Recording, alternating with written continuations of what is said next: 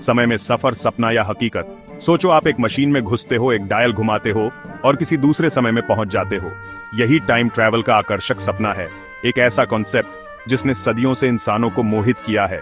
क्या हम एक दिन भूतकाल की यात्रा कर पाएंगे, ऐतिहासिक घटनाओं को अपनी आंखों से देख पाएंगे, या भविष्य में जाकर देख पाएंगे कि आगे क्या होगा?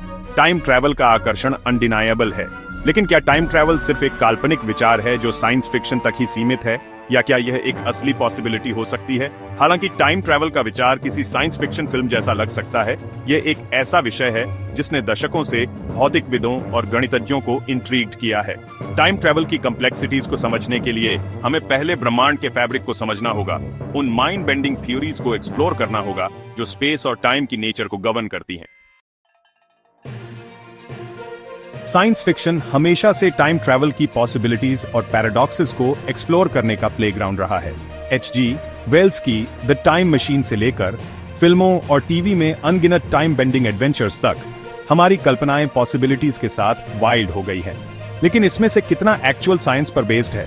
जबकि साइंस फिक्शन अक्सर फिजिक्स के नियमों के साथ क्रिएटिव लिबर्टीज लेता है, असली साइंस टाइम ट्रैवल के कॉन्सेप्ट को ज्यादा रिगरस लेंस से देखती है। फैंटास्टिकल और प्लॉजिबल के बीच अंतर करने के लिए हमें फिजिक्स के एस्टैब्लिश्ड लॉज की ओर मुड़ना चाहिए, खासकर एल्बर्ट आइंस्टाइन की ground breaking theory of relativity की ओर।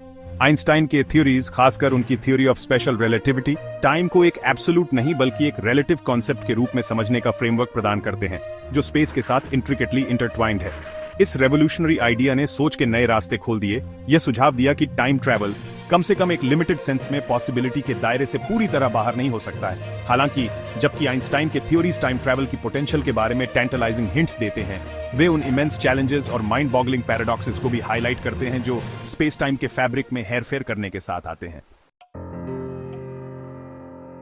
आइंस्टाइन से पहले समय को एक अनवेवरिंग और यूनिवर्सल कांस्टेंट माना जाता था। हर कोई हर जगह एक ही रेट पर समय का अनुभव करता था।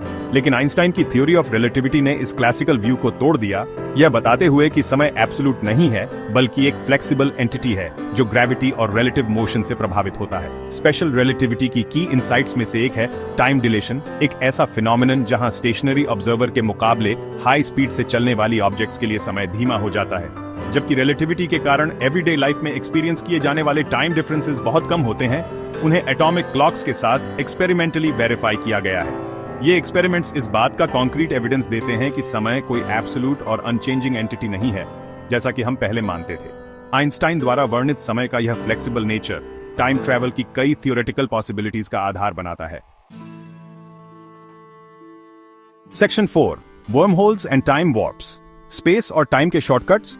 अगर हम स्पेस टाइम को फोल्ड कर सकें जैसे कागज के टुकड़े को फोल्ड करते हैं, तो हम यूनिवर्स में दूर के पॉइंट्स के बीच शॉर्टकट्स बना सकते हैं।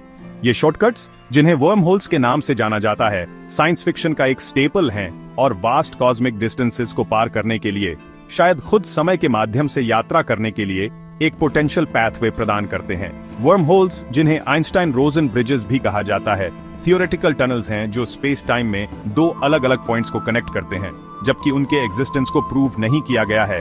आइंस्टाइन की जनरल थ्योरी ऑफ रिलेटिविटी के इक्वेशंस उनकी पॉसिबिलिटी की अनुमति देते हैं। हालांकि भले ही वर्म होल्स एग्जिस्ट करते हों, उनकी स्टेबिलिटी और ट्रैवर्सेबिलिटी ओपन क्वेश्चंस बने हुए हैं। जबकि वर्म होल्स का कॉन्सेप्ट अभी भी हाईली स्पेकुलेटिव है, ये टाइम ट्रैवल की चुनौतियों के अनएक्सपेक्टेड और माइंड बेंडिंग सॉल्यूशंस की पोटेंशियल को हाईलाइट करता है। सेक्शन 5, पैराडॉक्सेस एंड पॉसिबिलिटीज, समय के धागों को सुलझाना। टाइम ट्रैवल की संभावना पैराडॉक्सेस से भरी है, ऐसे सिनेरियोज जो कॉज और इफेक्ट की हमारी समझ का उल्लंघन करते हैं। सबसे प्रसिद्ध में से एक है ग्रैंडफादर पैराडॉक्स, जहां एक टाइम ट्रैवलर पास्ट में जाता है और अनजाने में अपने ही जन्म को रोक देता है। अगर उनका जन्म ही नहीं हुआ तो वे टाइम में वापस कैसे ट्रैवल कर सकते थे? ऐसे पैराडॉक्सेस टाइम की नेचर, फ्री विल और यूनिवर्स की कंसिस्टेंसी के बारे में गहरे क्वेश्चंस खड़े करते हैं। एक प्रपोज्ड रेजोल्यूशन है नोविकोव सेल्फ कंसिस्टेंसी प्रिंसिपल, जो बताता है कि पास्ट में एक टाइम ट्रैवलर द्वारा की गई कोई भी एक्शन पहले से ही स्पेस टाइम के फैब्रिक में बुनी जाती है, यह सुनिश्चित करते हुए कि पैराडॉक्सेस नहीं हो सकते। एक और इंट्रिगिंग पॉसिबिलिटी मल्टीपल टाइमलाइंस या पैरेलल यूनिवर्सेस का एग्जिस्टेंस है। Section 6, the quantum frontier time travel के लिए नई उम्मीद। जैसे जैसे हम क्वांटम रेलम में गहराई से जाते हैं, सब एटॉमिक पार्टिकल्स की अजीब और काउंटर इंट्यूटिव दुनिया, टाइम ट्रैवल की नई पॉसिबिलिटीज इमर्ज हो सकती हैं। क्वांटम मैकेनिक्स, वह थ्योरी जो स्मॉलेस्ट स्केल्स पर पार्टिकल्स के बिहेवियर को गवर्न करती है, अपने बिजार और अक्सर पैराडॉक्सिकल प्रेडिक्शंस के लिए जानी जाती है। एक्टिव रिसर्च का एक एरिया है क्वांटम एंटेंगलमेंट, एक ऐसा फिनोमेनन जहां दो पार्टिकल्स लिंक हो जाते हैं, यहां तक कि वास्ट डिस्टेंसेस पर भी। एक पार्टिकल में किए गए चेंजेस दूसरे को इंस्टेंटेनियसली अफेक्ट करते हैं, उनके बीच के सेपरेशन की परवाह किए बिना।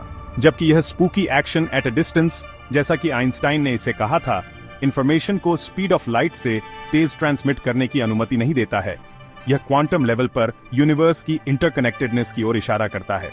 कुछ फिजिसिस्ट्स का मानना है कि क्वांटम एंटेंगलमेंट की फर्दर एक्सप्लोरेशन क्वांटम टनलिंग जैसे अन्य क्वांटम फिनोमेना के साथ टाइम में हेरफेर करने के लिए नए और अनएक्सपेक्टेड एवेन्यूज को अनलॉक करने की हो सकती है।